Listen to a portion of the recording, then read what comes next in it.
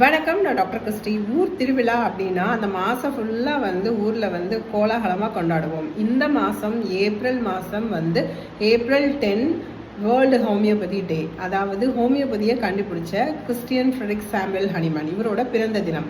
இந்த மாதத்தை கோலாகலமாக ஹோமியோபதி பற்றி ஒரு அவேர்னஸ் கொடுத்து மக்களுக்கு விழிப்புணர்வை ஏற்படுத்துகிற மாதமாக ஹோமியோபதி டாக்டர்ஸ் இதை கொண்டாடுறோம்.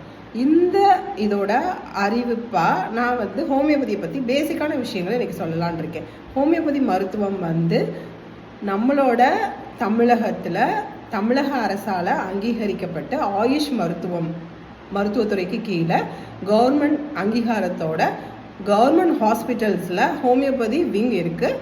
ஒவ்வொரு டிஸ்ட்ரிக்ட்லேயும் ஹோமியோபதி பிரிவு இருக்குது. ஸோ நல்ல முறையாக பயிற்சி பெற்ற அரசு மருத்துவர்களையும் நீங்கள் பார்க்கலாம்.